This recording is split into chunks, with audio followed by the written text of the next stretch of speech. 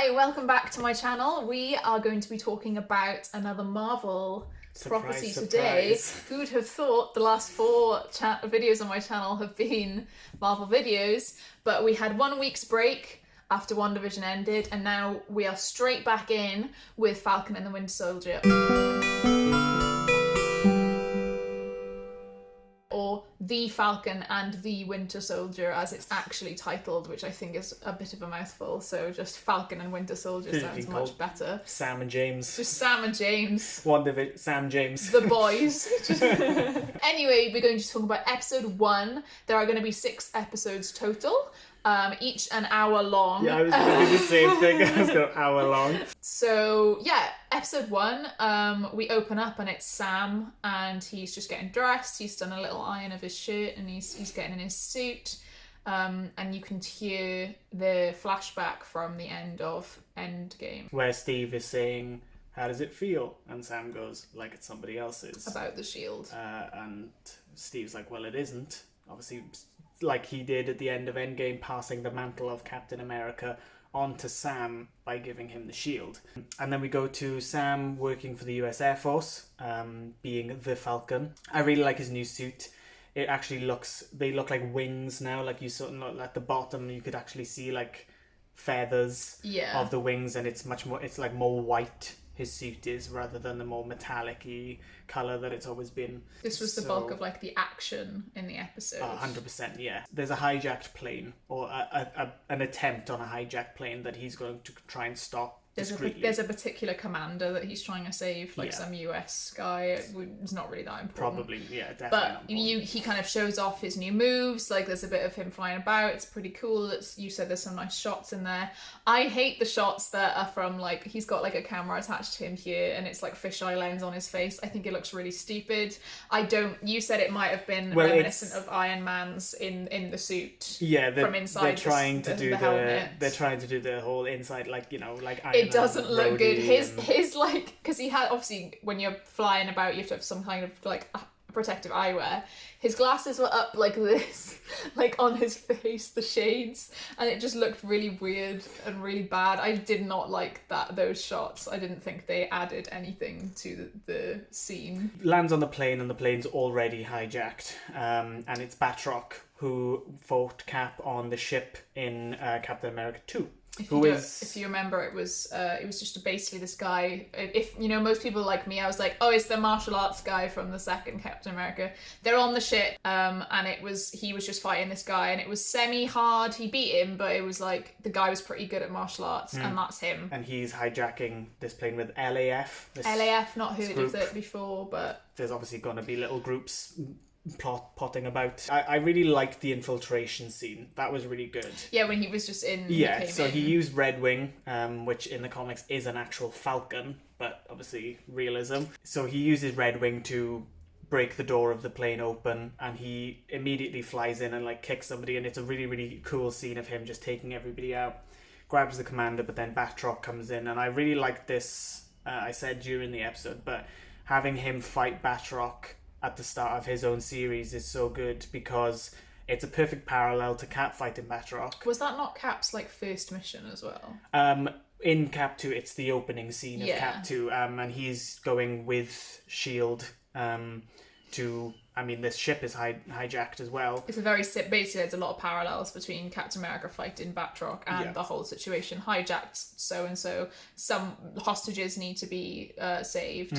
And you said it was just quite a cool parallel, because Captain America beat Batroc like quite quickly, but he is a super soldier who's had the serum, and then Sam was like sort of struggling against him. You could see he was definitely like, Batroc kicked his ass in the plane, definitely. Yeah. Like he won the fight. Yes, the hand-to-hand combat, Batroc won. The people who were left standing of Batroc's little LAF group put on these squirrel wingsuits. Tied the commander to the back. We're going to have to look up a video of these wingsuits, because I think they are that maneuverable, honestly. The amount of, like, tricks that they did, and the amount of, like, stuff they got to get away from Sam. When Sam has thrusters, wings, and like actual like jetpack type stuff to make him be able to go anywhere in the sky, and they were like maneuvering around him so easily, I just thought that was so unrealistic. He should have been able to grab them all easily. Yeah. He could outmaneuver them all because he has wings and thrusters and, you know, just complete air superiority. But they are flying away. They're flying through the canyon. They're in Tunisia, I think. And they're flying through looks very like canyon-esque scenery. And they're flying through, and then these helicopters go on Sam as well. It's like the pod racing thing in the first Star Wars. It's like that setting. So he saves the commander. Batroc just gets away. Yeah. They go close to the Libyan border, and the guy on the ground is like, you literally can't go in there. They will kick off if you go in their airspace. And it's just like, oh, like really? And they're like, oh, abandon the mission. It's like, really? Yeah. He can't go like 10 feet into the Libyan border to get this commander back, who is probably going to die. Like, I know it's to do with the Accords and stuff as well. Exactly. Like, you know, this is the new world. It's the new world they're in, but it's just like, in my brain the whole time I was just like, oh, for fuck's sake! Like, they're literally also in the middle of nowhere. It's not like it's around civilian things. That would make sense, I think, if they were like, don't come into our airspace. Like, if there was a village right on the border or something. But there's nothing around. It's literally desert. Like, what are they gonna do? Well, before the scene ended, I thought maybe he wasn't gonna succeed, and maybe that would be like the government or the Air Force's I would say maybe motivation to try and get him to have a partner, and then it becomes Bucky. But he did succeed in the mission, but he was outgunned, so maybe I don't know if that'll contribute to how they get together, because during this episode they haven't interacted yet. Yeah. Sam is then fixing Red Wing, and he is speaking to the guy who he was on the ground during that mission, Torres, who is talking about this group called the Flag Smashers, and they are people who believed that the world was better during the 5 years of the snap, before the blip, and that's so typical, isn't it? Because that would happen. Yeah, absolutely. And in our day and age, that kind of thing 100% would happen. People would be like, "Oh, it was better. We had more resources amongst less people." Yeah. So it kind of does make sense, and I like that they are exploring this side of it before we go cosmic again. It's very political. It's like, if you like political fantasy like books, you will like this. Which is, I like political fantasy books, so I actually I enjoyed this episode. Yeah. Anyway, we move on to Bucky, and Bucky's going through therapy, bless him. Sebastian Stan is like my favourite ever man in the universe, except for Jordan. Jordan is like my favourite ever man. I've loved him since he was in like Once Upon a Time as the Mad Hatter. He is so beautiful. He's so wholesome. And him as like Bucky as well, like not as the Winter Soldier, but as Bucky before anything happened. I like love him so much. And to see him in therapy, and he's like sort of not really going along with the therapy. Maybe you get the vibe he doesn't really trust the therapist. She's like, you had a nightmare. He's like, no. We came into a nightmare at first, and I was like, wait, is he? He's killing people again. He's killing people. What the hell? But it was a nightmare. Yeah, and it was a flashback going around this museum, killing a bunch of people, and he ends up killing this guy. And there's this kid who is like trying to get into his room, but he's he like can't. College age-ish. And the kid's like, oh, I didn't see anything, it's okay, but obviously the Winter Soldier walks up to him and shoots him and kills him. Yeah. And that's when he wakes up with the gunshot sound. So yeah, she was saying that, you know, you need to reach out. You're ignoring Sam's messages. So Sam has been trying to get in contact with him, I suppose. Texting him. Yeah, and he's airing Sam's text. Completely ignoring him. But Bucky is trying to make amends for what he's done. So there's 3 rules that he's trying to follow. Yeah. Rule number 1 was... I know number 2 is don't hurt anyone. Yeah. And number 3 was the quote where he's like, I am no longer the Winter Soldier. I am James Bucky Barnes. Like, have a nice day or something. And then he like does his smile. He's like, and then he leaves. The first one was don't do anything illegal. Illegal, yeah. Don't do anything illegal. Yeah. And there's a funny little sequence of him definitely doing illegal stuff and definitely hurting people. Yeah. I liked the humour in this episode. It wasn't too much. It was alright. It was okay. The quips were okay. It wasn't like too cringy or cheesy, but it was like, I feel like it fitted in with each time that a joke was made. Because that's the thing we probably have to mention. In the preview of the Big 3 preview, I think they called it, where Sam and him Sam and Bucky are talking, there's this sequence where they're talking about the big three, which is androids, aliens, and wizards. It just wasn't funny. And it wasn't. It was really awkward. It was drawn out, and it wasn't that good. It was joke after joke after joke, and they weren't landing. And I was sat there watching it like, what the fuck is this? So I'm really glad that this episode like worked out well with the jokes and stuff. Yeah. Because I mean, I hope that one fits into its own episode better when we do come across it. Hopefully, it gets better, and it doesn't feel that stale, I guess. And we see then Bucky is friends with this old Asian man, and he just out of nowhere he just comes and he just like has food with him, and it's very subtle at first, but the old man is talking about how his son died. And the kid earlier on was Asian. He's saying he didn't know how he died. He said he was just wrong place, wrong time, is all the father got told. And you can see Bucky's really, really struggling with this. And he's struggling he wants to tell him, but he can't. There's just something in him that like he can't tell this man, who he's now befriended. Like, it's part of his, making amends thing, but he just can't do it, and it breaks my heart. I know. It's so sad, because we all know that it's not him. Like, Winter Soldier is not Bucky. We know that, but, like, as an audience, and, the Avengers know that, but everyday people, even if they get told, oh, this is what happened, like, it's still your son or daughter or mother, anyone in your family that's died. I don't think you'd give a fuck, whether it was him or... Similar to how when Tony found out, he didn't give a shit. No. He just freaked the fuck out and started trying to kill him. Exactly. So, and the MCU have always been good at doing the sort of human reactions, regardless of if they're superheroed or not, or superpowered or not. Like, a subtle thing I wanted to mention, when in the flashback, the Winter Soldier theme from Cap 2 came back, which is kind of just this eerie, sort of long note. I really love that theme. It's so good. And in the cafe when they're eating, and he's talking about his son, and it kind of focuses a bit more on Bucky, the Winter Soldier theme slowly is in the background. Did it? So I think that was when I clued on. Yeah, you clicked I was like, immediately. that was his son who he killed in the flashback. I was just like, what? I was like, oh, that's sad, his son died.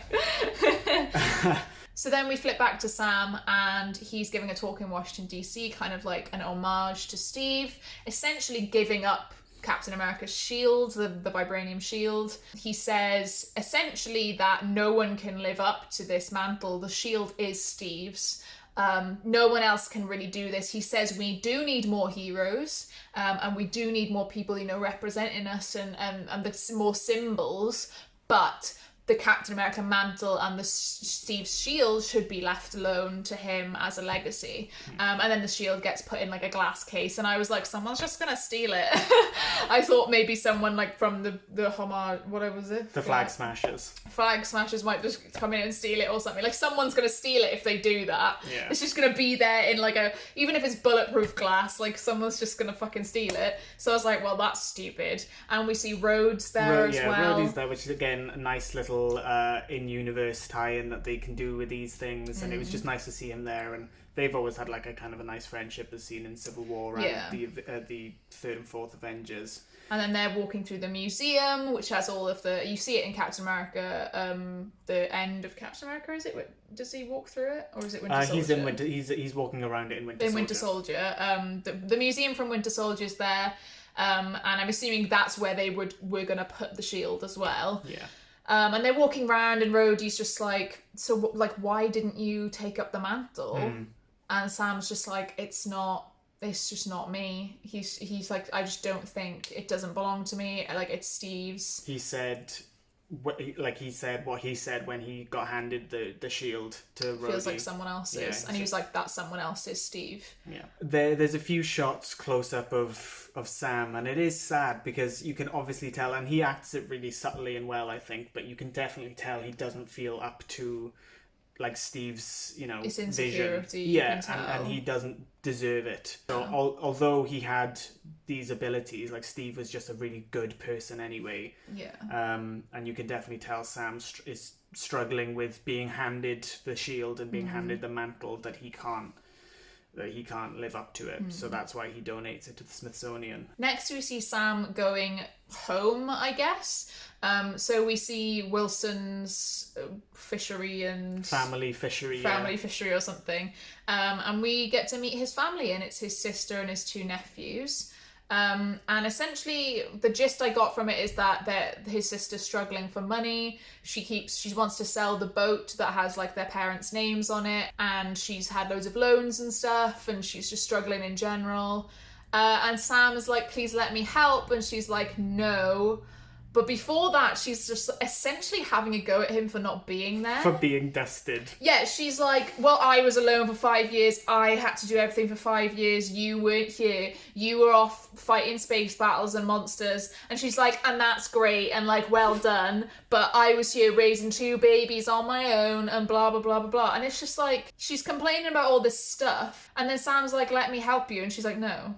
So like, stop complaining then. You can't complain if you're not going to accept help. And I just don't understand, like... Well, the thing is when they go to the bank for the loan as well, she finally accepts his help into trying to just get another loan, like sign both of them on it. and the bank guy who's talking to them is like, oh, so how does it work? Like, did you get paid by the Avengers, like Stark Industries or what? And like, in the comics and like in general, yes, Stark Industries pays the Avengers like a dividend or like a stimulus, like to help them and to keep them afloat and like living. So I just don't understand why. Is it just for plot reasons they've just gone, yeah, that doesn't exist? Fucking Tony Stark has billions of dollars. You're telling me that if Sam went to Pepper Potts and said, hey, I want like 10 grand, like to get the... Do you know what I mean? It's small change. Pepper's gonna go, no, fuck off. Yeah. And you think she's just gonna sit there and go, no. I just... That part of the plot to me is just so full of holes. Like, they can ask so many people for help. It sounded like the way Sam was describing how he got paid when he was on the Avengers was like it's a charity fund. Goodwill. Yeah, that people donated to it to allow them to do it. When it was S.H.I.E.L.D., and S.H.I.E.L.D. were employing all the Avengers and allowing them to do the things they do. And then S.H.I.E.L.D. went. So then it was just being done by Stark. And then that's when Stark built the Avengers facility. There's a whole facility, like... Well, it got absolutely obliterated by Thanos. Oh god, it did, didn't it? But you're telling me they wouldn't just rebuild it and that's be where like... all the money's going. You can all come and live here if you want. Like, you're telling me just, like, no one would bother with their families and, like, helping them. Like, that's where all the money's going in rebuilding the facility. Sam surely would have had some savings before the snap. And that would have just gained interest. Bucky's having a date with a waitress at this bar that him and that old Asian man go to. It's you know, it's a bit awkward. He doesn't really want to. I feel he doesn't want to be there. No. She's like, oh, you sound like my dad. But it feels like she's trying to flirt by saying that. But you can tell he's like, oh. I don't know if she knows who he was. No, she doesn't. Yeah, because he says he's 106 and she laughs and his little. You know, yeah, like a he's smile. Like, and she's like, why the glove? Obviously in his arm. And he's like, I got bad circulation. Say it again. And she says, why the glove? Because of his vibranium arm. And he's like, I've got poor circulation. And they're playing Battleship. Which I thought might give him a bit of PTSD or something, but it was fine. But then she starts mentioning the old man and saying, like... It's nice how you hang out with him. It's like, yeah, he was broken after his son, like he doesn't know how to deal with anything, and Bucky, you can see, he's getting really, really upset and really more guilty, and he just leaves. Yeah. He just goes, excuse me, and leaves, and she's like, hello? He goes to the old man's door, and behind the old man in shot, you can see a little shrine to his son with a picture and, like, some incense burning. And Bucky, you can see, like, and he just gives him some money and says, oh, it's for lunch yesterday. Panics, you can see he clearly backs out of telling him, but he clearly really wants to. He feels a lot of guilt and he wants to make amends for it, but it's just one of those things, like, the other ones I suppose are easier for him because he did a woman from Hydra that he helped get into government was still in government to that day. Yeah. So he just got a load of evidence together and called the police and, you know, had her arrested. And then did his 3 rules and said, like, I'm not the Winter Soldier anymore to her.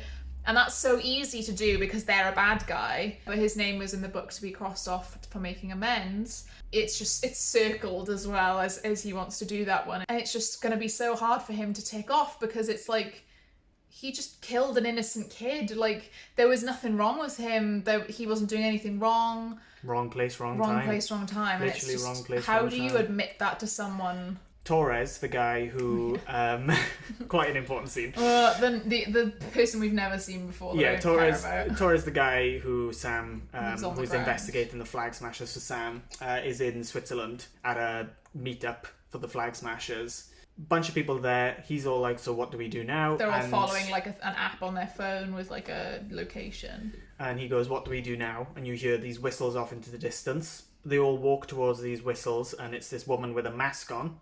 And she drops down a couple of duffel bags and hands out masks to everybody, and they all get wearing the same mask, which is like a black mask with like a red like scratch into it. And they're all a bit like, okay, what now? And then these things smash through the window of this building they're in front of, 2 big duffel bags. Pretty sure it's a bank. Yeah, he probably just robbed a bank. And this guy jumps from like a 2-story window and just lands. Walking so all of these people with the same masks on are causing absolute chaos, so it's basically making it harder for the guards to find the exact one they're talking about. Guy tries to arrest Torres, but he like wiggles away from it, and Torres shows a bit of skill, I suppose, and just disarms him and knocks the police officer down. They pass off the duffel bags to these other 2 people who are running the other way, and this guy carries on walking. Torres tries to arrest the guy, points a gun, and this guy smashes his arm, and before that again, this other police officer runs into the guy and he kicks him, and he very again reminiscent to Cap 2 when he's on the boat and Cap kicks the guy, flies backwards. Makes me think this guy is some sort of super soldier who has the serum or has had a version of the serum, because he looks quite big and he looks quite built anyway. He completely obliterates Torres. He like knocks him down and stamps on his head, knocks him out, and then everyone's dispersed. But luckily Torres had a body cam on, yes, so he filmed it all. So he rings Sam and says, you need to see this. Sam is watching it, and they almost mention like super serum. He goes, what do you think that he might? And then the sister comes in, so they're just like, oh, okay, let's like not talk about Sam's it. Sam's like, keep it between you and me. Yeah, keep it between you and me. But they essentially just discuss what happened.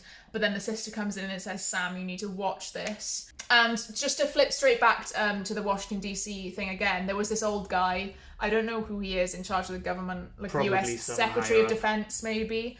But he says to Sam earlier on, he's like, you did the right thing, like giving up the shield, like you did the right thing. Flip back to the end of the episode.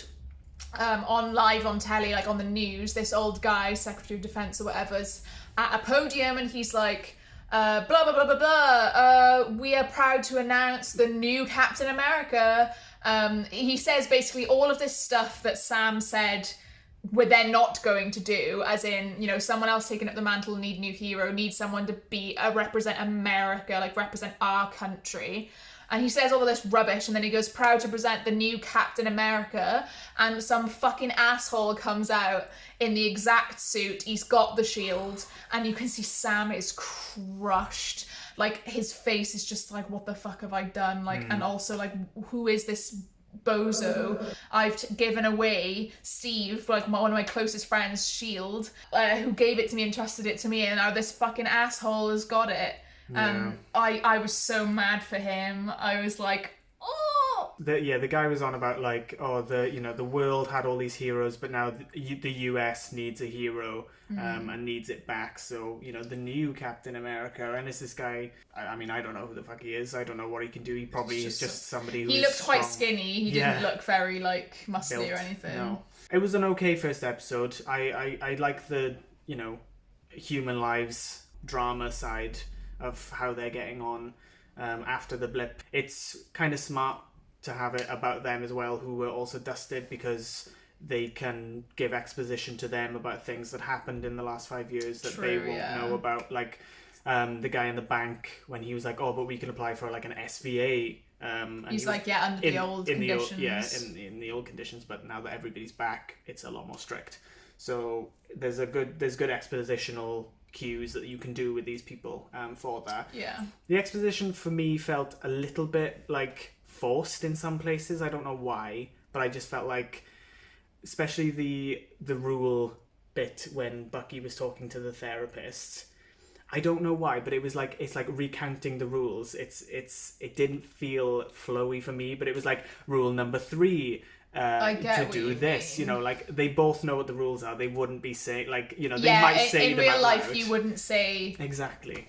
And that annoyed me a little. I was just like, brought me out of it a little bit. It was like obvious exposition. It wasn't woven in very well.